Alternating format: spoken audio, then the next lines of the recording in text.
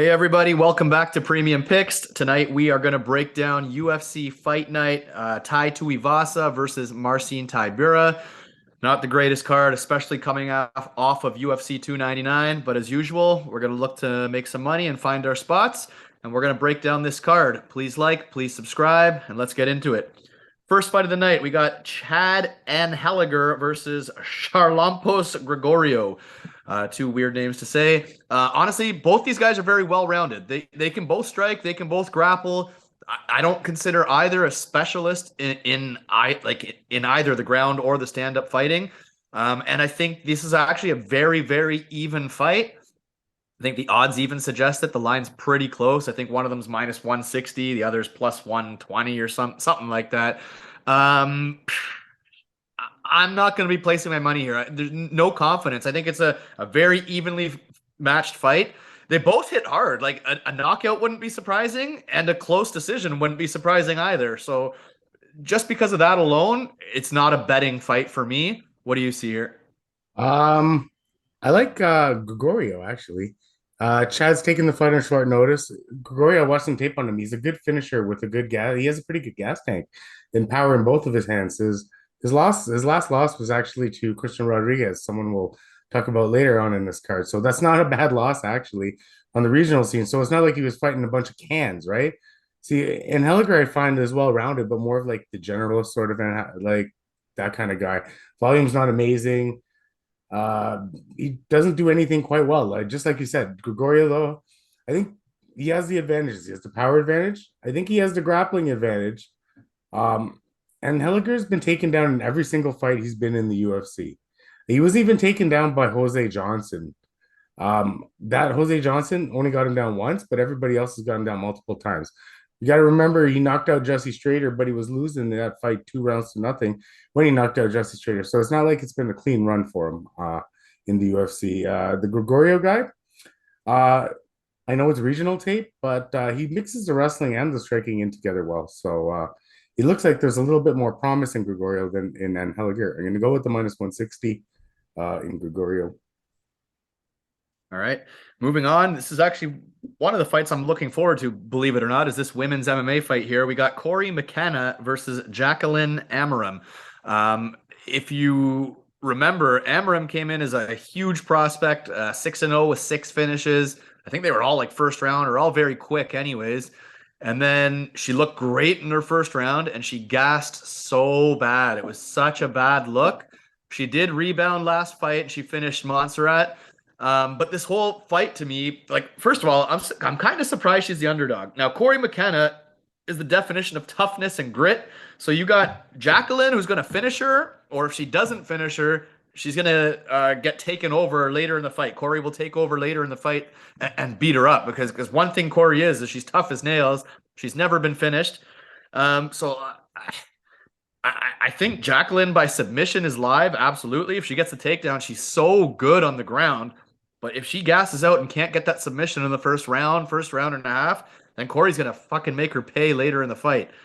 Um, and Corey hasn't been active at all. So, man, part of me wants to stab Corey just on toughness alone because I know she's gonna fight for your money and she's so tough. But Jacqueline, the big finisher, the more talented specialist, like at dog odds, like I want to play Amorim submission, but I just I hate people that gas like that. That shit scares me. So very interesting fight for me. I'm not sure if I'm going to be betting it or not, but Amorim as plus money by submission, even more plus money, is definitely calling my name. But I totally get the Corey side for just the heart and grit too. Interesting fight. I'm actually looking forward to this fight. What do you think? Well, McKenna's a dog. She won 4 of her last 5 fights, but overall, she's very low volume. 60 strikes only once over 3 rounds in her is her maximum. So that's not going to cut it against Jacqueline. And that wasn't a loss to Elise Reed. So in her wins, she's actually striking less. Her fight against Demopoulos was close. Her fight against Kay Hansen, I would like to call a robbery. Her loss to Elise Reed is questionable. And her last 2 fights against Granger and Bliss must have been very good. But like, she still is. It was a smothering top game. Now, Aram's a well documented BJJ specialist with hands, though. You know what I mean? So I know she gassed against Hughes, but she looked like the gas tank looked good against Montserrat Ruiz there. She very well 10-8'd her in 2 rounds. And then I know she kind of went a little bit in the gas tank in the third round, but she did have enough grit to reverse Ruiz and finish with the TKO in like actual no time. So, I mean, that was 8 minutes of top control. That was a lot. So, Mckenna's not taking her down because she's it's a stupid move. And then on the feed, she's only throwing maximum 60 strikes in a loss. Yo, even Amorim can throw more than 60 strikes. And we were talking about this before. She has pretty good striking and she has really good sweeps. So where's Corey McKenna going to win this? I don't know. The gas tank's the only Cardio. thing. That's it. Gas tank and dog is the only thing. But like Amorim's only going to get better. If her last fight's any indication of how she's training and how she's getting any better, she's getting better. Because we saw her blow her load, then we saw her better. So hopefully she's the way better, more well-rounded fighter in this. Like I got to stab her at dog odds. It's inevitable. Like it's ridiculous if I don't. All right, yeah, I like it. I like it too. I can't believe she's the dog. I'm looking forward to it. But Moving on, we got Josh Culibao versus Danny Silva. Culibao, I don't even know how to say what he's best known for. He can kind of do it all. He's not a terrible grappler. He's got a little bit of snap on his punches. I think he's more just like an aggressive guy. He's kind of just an in-your-face, tough guy. He generally has a pretty good chin. He marches forward. I don't really know how to describe him. He's just an aggressive forward pressure fighter. I think that's how I would describe him. Danny Silva, not a bad fighter himself. He can do it all too. Like this is a close fight, and Culibao scares me. Like Culibao is a dog I like when he's an underdog. I like him because I know he's gonna come forward. He's gonna make you fight. He's a tough guy. But when he's a favorite, I don't know if he's like special at anything to make me want to pick him at favorite odds. So the fight for me is a pass. I think Culibao wins. I wouldn't surprise me if he slapped on a choke or just kind of beat him up with rangy kind of strikes. I think Culibao wins the fight. I think Culibao wins, but I don't think I'm going to be betting it. What do you think? well, Kuba's a tough little guy, you know what I mean? Like his only losses were to like Lerone Murphy and Jalen Turner. He drew what's his name? Charles Jourdain.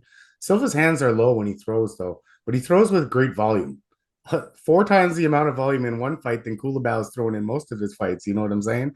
So he mixes things up well. He has a lot of good forward pressure, that kind of stuff. He cuts off the octagon really well, and he uses his leg kicks. It's very, really, really powerful. So his striking defense can use a lot of work though. So in that fight against Angel Pacheco during the White Contender Series, he threw over 200 strikes, but he let the other guy throw about 170, which is like your striking defense. That's not very good, folks. And Silva gets hit a lot, and that's the problem here. He needs to show better defense. He does work a lot to the body, which might actually help him here and slow down Culibao. Striking at best lacks a little power though, because he should have finished that guy in Dana White Contender Series, considering he hit him so many times. I mean, there's no show-stopping power on his end. Now Culibao, tough son of a bitch, So getting him, I think a stoppage is the only way he could win this. Like, if this goes long, I think he loses a volume affair here. So, like, he's solo volume, man. Like, I mean, no more than 53 strikes landed in any single fight in the UFC. And he's fought like 7 times. That's pretty bad, dude. But he's won those fights. But you got to remember, though, he was like losing to Melsik Bagdasaryan the whole fight. And then all of a sudden turns it around. Boom, boom, done. So that's what I'm saying. That's the way he's going to win this fight. This is almost the same kind of game script as Melsik Bagdasaryan fight. He's going to be losing until he wins. But if this goes any farther, it's Silva's fight. Like the odds are too wide. I'm going to take the dog shot here. I think the volume on Silva, once he doesn't get knocked out or tapped out, no, he should out volume him 3-1. Hey, you sold me on that because you're 100% right. He was getting his ass kicked by that Melsik, and then he just slapped on the choke the second it hit the ground. But is he really going to be able to do that again? But it was like that's the only I see the same fight here. This is the same thing. Okay, I like it. You convinced me. All right, moving on. We got Thiago Moises versus short notice Mitch Ramirez. Obviously, Moises been around forever. Everyone probably is going to think he's the old dog here, but he's actually still pretty young. He just started so young, and he has so much experience. Obviously, he's coming off that brutal war with Benoit Saint Denis. I mean, it's never good getting finished, but hey, he still went toe to toe, and like he's just been in there with everyone. I don't know how you can't favor him to win this fight over an extremely green and Mitch Ramirez, who's fought nobody. So the pick's going to be Thiago Moises for sure, but he's coming in at minus 400. I just checked, and it's like I don't want to play minus 400. And now you got to look at, well, is he going to submit him on the ground? Maybe, but the odds are just too juiced. So I mean, I hate saying it's another pass. The pick is Moises, absolutely. Betting wise, I think I'm going to be passing. What do you think? That this would have been better if you just had the original bout with Brad Riddell. That would have been pretty good. That would have not, I like Great that fight. one. But listen, I'm not overthinking this one. I'm not gonna go and overthink this one. The pick is Thiago Moises. Better experience, better ground game, better grappling, better wrestling. Striking is close, and that's Mitch Ramirez's only shot at this. But as soon as Moises feels any pressure on the feet, he's just gonna take it down and probably finish this guy. So I'm not overthinking this. I'm gonna use it as a parlay piece. So Thiago Moises, All right. he wants to. Moving on, we got Odie Osbourne 12-6 versus Jafel Filho 15-3. Filho known for great grappling, not a bad striker either by any means, and Odie Osbourne known for the rangy striker, and he's not terrible on the ground. I mean, he has been submitted for sure. For sure, that's the path to beating him is submitting him, and Filo's a grappler. So like you just said, let's not overthink it. Filo should tap him out. The question is going to be, is Filo's wrestling that good? Because generally he's been getting like good submissions from the bottom and stuff like that. Like he's happy to pull guard or play the bottom game, but can he get Odie Osbourne down? Because he's not really a strong, explosive wrestler, and Odie Osbourne is not going to take him down and jump into his guard. So it's all going to come down to, can Filo get him down? I think at some point it'll just happen. I think Filo's a good enough striker that he won't get KO'd. So even if he gets knocked down, somehow it'll end up on the ground. And I'm going to say he gets it done. The odds aren't too bad. Minus like 160, I believe. It's really not bad odds either. So like you just said, I'm not going to overthink it. I'm going to take Filo by submission. But I do like Odie Osbourne. He's not a terrible fighter. What do you think? I think he's a terrible fighter. Anyway, Filo in his 3 fights in the UFC has shown an act to finish fights, right? So I think he's going to finish Osborne if he beats him. Even the Makayev fight, any lesser of a man than Makayev would have tapped. Oh, Ode Osborne would have tapped to that leg lock, right? So that was only because that was Makayev. So Ode, I find very low volume, not like super low like everybody else, but like he should throw more. And even the fights he's won, he's not thrown a lot. He got struck in some of the fights that he's won. So he doesn't push in high enough pace for Filho.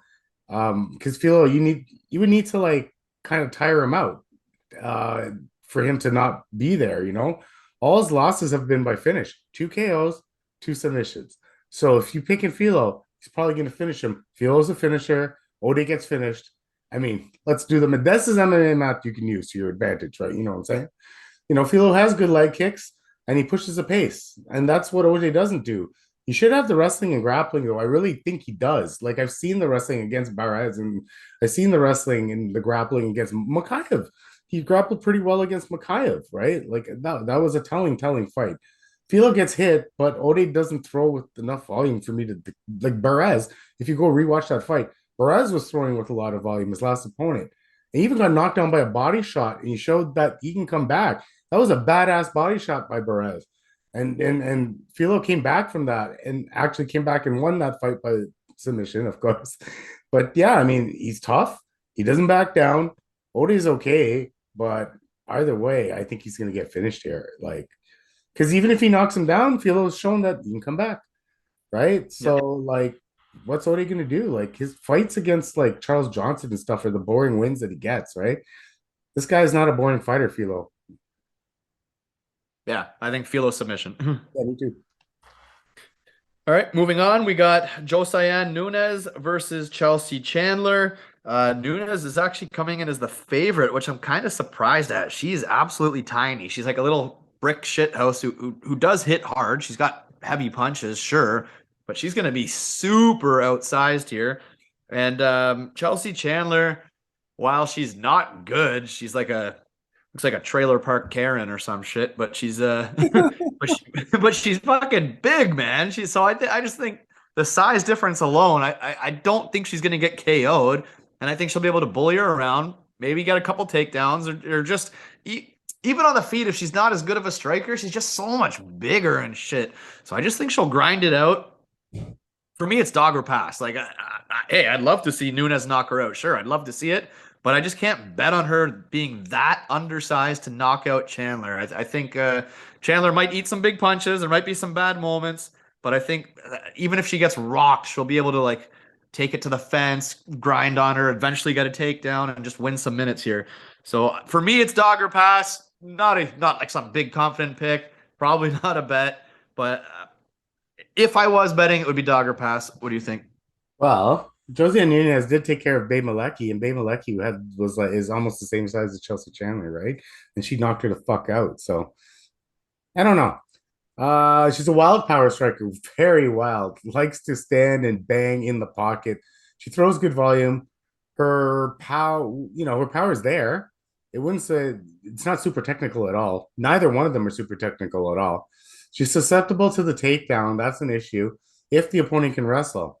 I'm not sure Chelsea Chandler is the best wrestler either, though. I've seen her wrestle a little bit against Norma Dumont, but I also seen her getting taken down big time against Norma Dumont. So, all fighters taller than her, but she fights with the pace, man. She walks her opponent down. This is gonna be a sloppy fight. Chandler beat Stoliarenko, who is a fraud, and then she lost to Norma Dumont. She literally Dumont's all right. no, but she literally ran away from her in that fight after getting. I know, That but was Dumont's so- a better fighter than fucking Nunes. True. She can be countered, but she's not going to get countered here. Also, when the trouble, when she gets in trouble, she just likes to try to, clinch. But Nunes is pretty good in the clinch. So I think Chelsea Chandler is best known for running away from fucking Norma Dumont. Like that's what I say. Chandler is powerful and close, but like this fight's gonna get grindy and gooey and nasty and stupid and dumb. And I'll go with the better fighter per se. This is not a bet. Not how I like the Amorim fight, because that's actually two decent fighters that going against each other. This is a barnyard brawl. This is a fucking trailer park fight. This they're gonna just go and it's gonna look so bad. I'm picking Josiane Nunez because I had no faith in Chelsea Chandler. And I think Nunez has got a little bit more because she beat Pasquale, she beat Bay Malecki, you know what I mean? She's shown she could win fights. Beating Stoliarenko or Stoliastenko or whatever you want to call her, that means nothing to me. Yeah. I'm strictly choosing based on size. That's like you said, it's super low level fight. All right, moving on. We got Mike Davis 10-2 versus Nathan Levy 8-1. Oh yeah, I just looked at the odds like right before like you messaged me to shoot this video or whatever, and I was like, yo, I'm gonna stab the dog. Mike Davis is gonna win this fight, and then I'm like, what the fuck? He's a 3-1 favorite, and I was like, all right, never mind. I guess the whole world kind of thinks similar to me. I literally thought Levy was gonna be the favorite. So now at 3-1 odds, I don't love Davis, but I do think Levy's very overrated. Sure, he's a decent wrestler, but I think Davis is a decent wrestler too. So I think just Davis is better on the feet. I think he's going to hurt him on the feet. And I feel like if the odds were close at all, I would be putting money on Mike Davis. At 3-1 odds, I'm not sure I'll be betting it, but I do think Davis is the better striker. What do you think? He's pretty safe here. Davis is a good striker, with good volume. She's struck with some good guys. What, Mason Jones? There's more than Mason Jones, but he's fought the much better competition. Sorry, it's Yusuf Zalal, Gilbert Burns, Mason Jones. Right there, he's already gotten Natan Levy beat. Like he stood toe to toe with these guys. You know what I mean? Also has great wrestling. I think he could take down Natan Levy, because if you watch Natan Levy against Rafa Garcia, got taken down 7 times. Mike Davis has better wrestling than Rafa Garcia, and Better everything. he's got a way better gas tank than Rafa Garcia, man. So, like, what are we talking here? We're talking about an overall better fighter who his striking looked great. My problem with Mike Davis is that he doesn't fight enough, right? but I don't think it matters here against Natan Levy. I think he's a little bit of an inferior opponent to him at this point because he's just a better skilled guy. I'm not even going to go into it. Like that Mason Jones fight was sick because Mason Jones was coming in at 3 or 4 fight winning streak. Everybody was on him, and Mike Davis showed you that he's the real deal. If he fought with a better frequency, this guy would be top of the division because his skills relate to wins. So I mean, I'm going to probably parlay him at least with Thiago Moises and maybe something else to anything to get plus money odds because those two at least seem pretty safe to me. All right, moving on. I think this is the safest pick on the card. You got Gerald Meerschardt versus Brian Well, Barberena. that one in third. Yeah, like to me, this is the lock it in. Like Brian Barberena has shown terrible takedown defense, terrible ground game. Gerald Meerschardt taps you out when he gets you on the ground.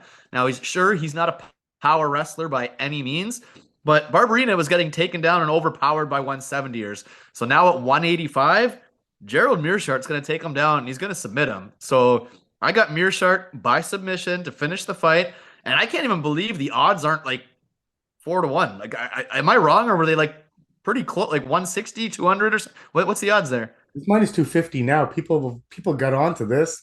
Yeah, but that's This morning. still not bad. It's still not bad. No, no, Brian no. Barberena doesn't have the power to knock out Meerschardt. Yes, Meerschardt's been dropped by Bruno Silva and by Chimaev, but Brian Barberena is like an accumulation power. Like he'll overwhelm you. He won't punch you out with one punch. So Meerschardt is going to win this fight, and he's going to submit him. What do you think? Brian Brian Barberena is a shell of himself. It's like the corpse of Brian Barberena. You just gave up 13 takedowns to Mahmoud Muradov, a guy that fucking Mearshart 18 million punches for and then tapped out. The strikes been Mearshart striking's actually gotten better over the years. The funny thing is he's actually Bam Bam's actually younger than Mearshart, I think, by a couple of years, to be honest with you. But yeah, man, there's more miles on Bam Bam. He's taking more beatings than Mearshart. Like when Mearshart loses, he loses one punch and he's done. Right? You know what I mean? He doesn't take these prolonged beatings. So, Gerald's kryptonite is a power puncher, and well, need I say more? Barben Barberena is not a power puncher. I'm going Gerald Mearshart all day long. Absolutely. I forgot to say it too. We're at the main card. Please like and subscribe. We appreciate it. Second fight of the main card. We got Pani Kianzad versus Macy Chiasson. Um, Pani is a good grappler. Macy's like a decent striker. She's just a tough girl, I guess. Like she's not really a specialist. She's not like some vicious striker by any means. Problem with Pani is she lays on her back a lot. Like she loves to play the guard game. Hopefully her coaches have drilled it in her head. Stop doing that shit because it's costing you. Like she just accepts bottom way too much. I don't think she's gonna tap Macy from the bottom, and I don't think she's gonna outstrike her on the feet. So she's gonna need to get a takedown here. Odds I think are pretty dead even here, I believe. Oh no, minus 250 case chase. Oh. Oh, okay, sorry, yeah. Um, but even that, even at minus 250, I don't want to play it. I don't want to play these odds. I think Macy should win the fight as long as she doesn't quit halfway through it, like from a liver kick. That was a strange one. Like, I don't know. I don't know if there's some quit in her or what, but I do think she should be able to win the exchanges striking and should be able to stay off the bottom and get tapped out. Like, she's not going to get tapped out from the top. She shouldn't. So Macy should win. But I don't know. Something tells me there is a little bit of quit in her. I don't know. At these odds, it's just a pass for me. But Macy should win the fight. What do you think? The rematch that nobody wanted to see. Fought before in the tough final. Chiasson by a sub in the club and sub in the second round. Actually was a good fight. Kianzad has became a better boxer. Macy's better in the clinch. Macy wants to grind clinching up against a wall, just beat you up on the side, elbows kind of fight. Kianzad wants to, stand at range, kickbox like that. But, like you said, Kianzad showed a propensity to be controlled, either on the cage or on the ground. And she accepts it. That's the worst part. It's like, I've fallen and I can't get up, and she can't get up. Like she literally can't get up. It's kind of shit, actually.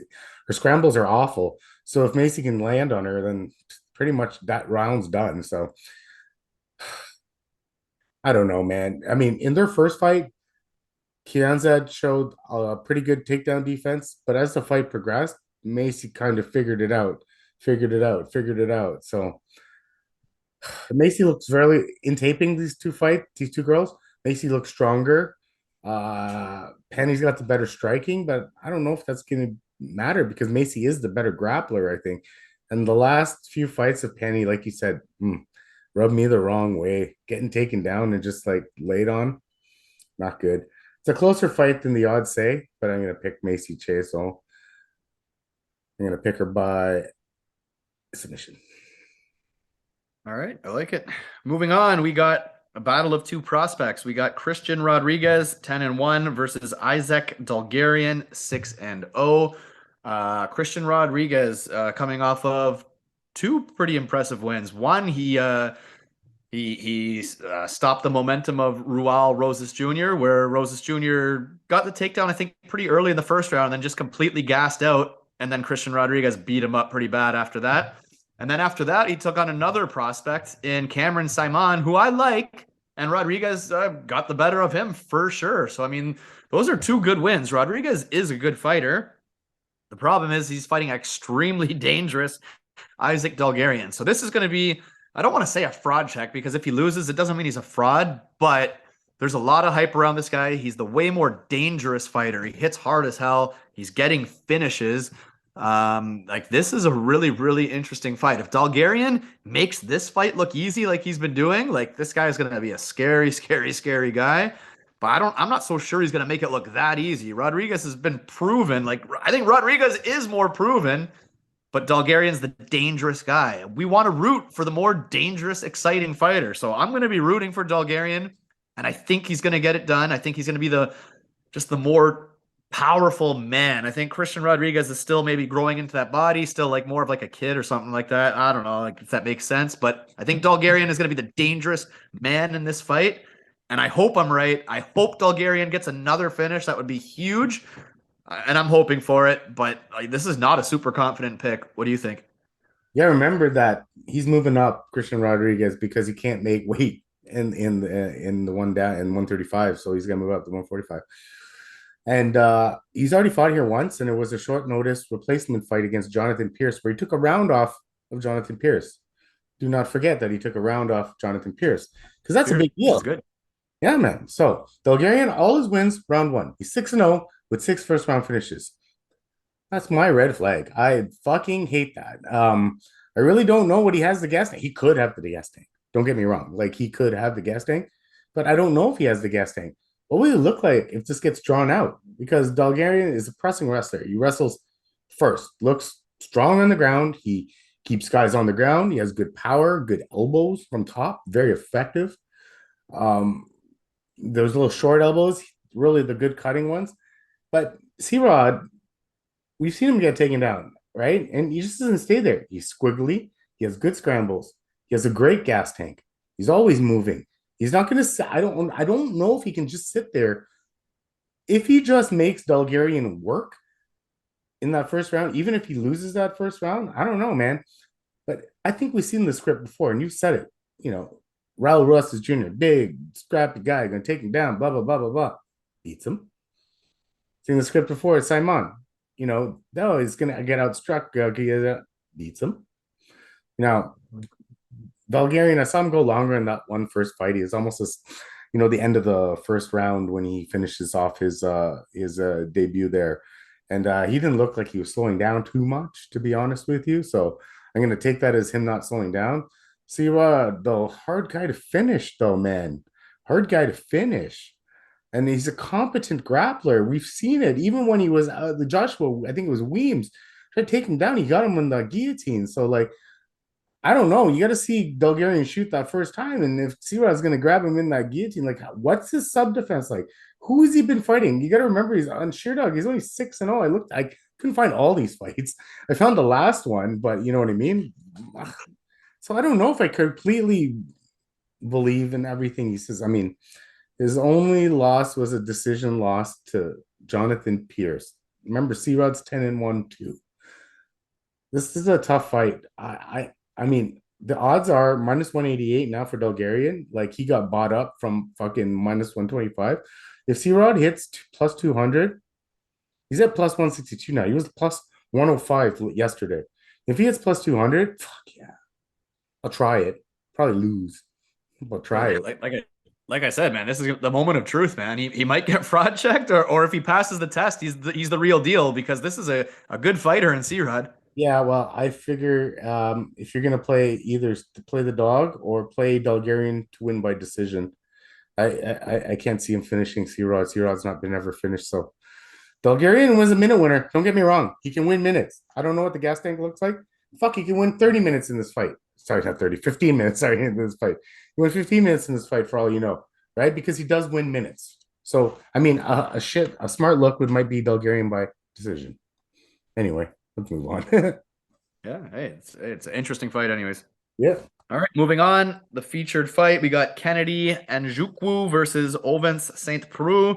Ovens is chinny as hell. I don't like. Well, actually, to be honest, both these guys are kind of chinny. To be honest, Kennedy is the better fighter, I believe. I think he's the better striker. I think he's the better grappler. I mean, they both have submissions. They both have knockouts. Actually, I think the fairest thing to say here is somebody's getting finished. I think that's very safe to say.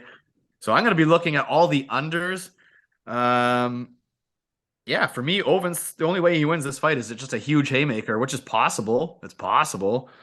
But I think Kennedy's not going to walk into a huge punch, and I don't think he's going to get submitted by one of Ovens's weird submissions here. So, yeah, I think Kennedy finishes Ovens.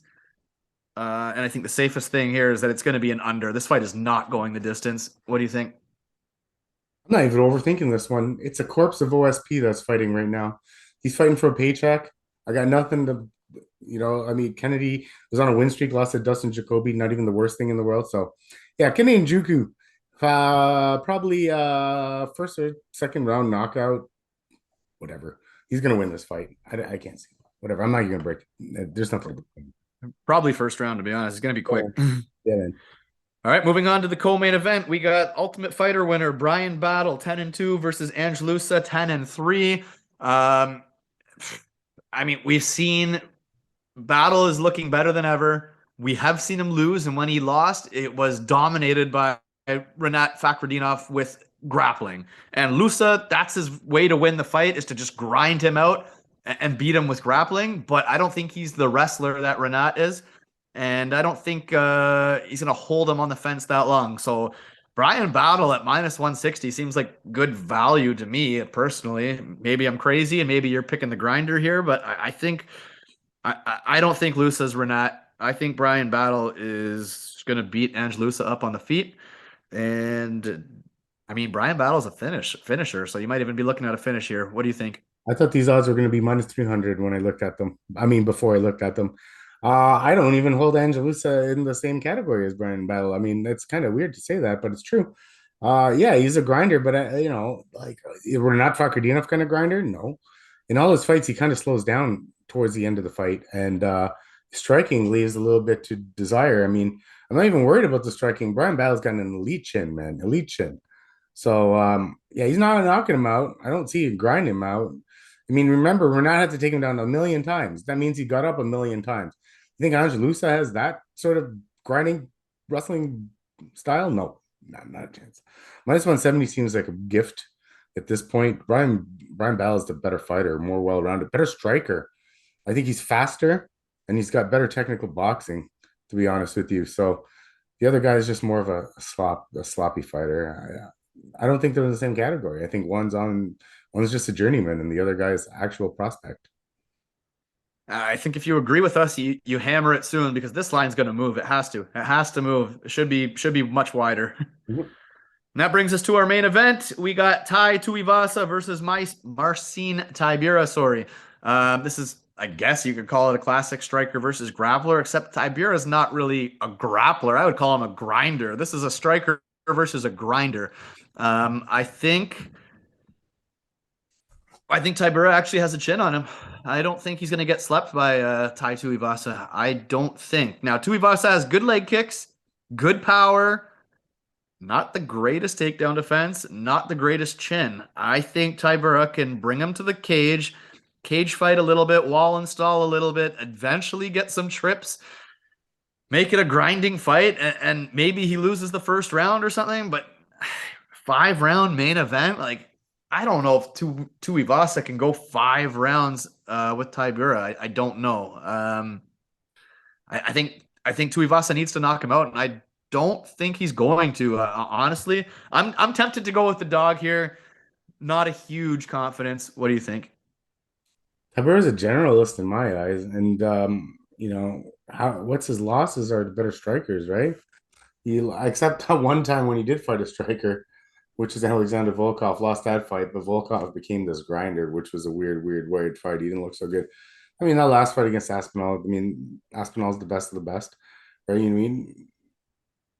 He beat Blagoy Ivanov, beat Romanov, beat Walt Harris, Greg Hardy. It's that he outlasts these guys, right? He outlasts these guys. Ty is losing to Cyril Gahn, Sergey Pavlovich, and Alexander Volkov. Power punchers that punch.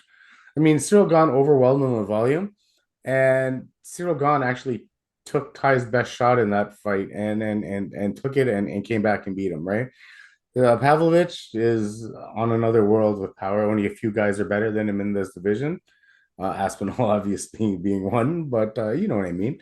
And Volkov is just, a rangy striker he's so vet, right? So he knows how to win a fight against Tai Tuivasa. But like the same competition that Marcin Tybura was facing, like the Derek Lewis's, the Augustus Sakai, the Greg Hardys, the Harry Hunsuckers, the stuff. The Ty was knocking these guys out. Ty was knocking those guys out, right? So I see a very interesting first round. I don't think Tybura can get him down in the first round. He might attempt 14 takedowns, but he's gonna run into it because Ty doesn't give a shit and he throws his hands, right? So this is a fight I think he can win. So it's 50-50, to be honest with you. Odds are exactly where they should be.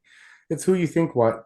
This is not a big part of my night. This will be if I win something, I'll put it on Tai Tuivasa because I think he's gonna win this fight. And I would do it on Tai Tuivasa by knockout because I think he knocks That's him how he out. wins. But like you really see this thing, even if Tybura is to win this, you see it really getting drawn out to 5 fucking rounds. No, I just think he would take over after having a bad start. Like I think, like you said, I don't think he's gonna just get a takedown super easy. I don't think so at all. But I think maybe he just slowly but surely zaps the energy out of him along the fence. You Maybe. gotta weather the storm. It's either he gets taken out with that best shot, because most guys get taken out with that best shot. The only guy to survive it was Cyril Gahn, and everybody else has died. He didn't get the best shot against Pavlovich, and he didn't get that best shot against Volkov. So who knows? Can Tybura take that best shot? I seen Tybura fucking on skates too. So who knows? Who knows? If he comes out with that the same mentality that he did as he did against Aspinall, Ty might beat him. Yeah. Oh yeah. Yeah, buddy. It's no super confident pick. Not Yeah, at all. yeah. Just yeah. We'll see what happens. All right, guys. There you have it. There's our early breakdown and predictions. We gonna do another one or what? Yeah, well, we can see. Well, we'll put in the comments. More, I'm good. I'm game. So All we'll right. do one on Thursday or Friday. Just a little quick one to see which ones we actually like. There's a couple bets I like here. So Okay. Once the props drop, we'll drop another quick video with just the spots we're gonna hit. yeah, Let's be honest here. It's not the greatest card, guys, especially coming off the card we just had. But like you said, there's a couple spots we like, so maybe we'll do another one with just our favorite bets of the card. As always, drop us a comment. Let us know your favorite pick. Let us know what you disagree with, and if there's any props that we should be looking out for. And we'll do more diligence, and we'll talk to you soon. Have a good one.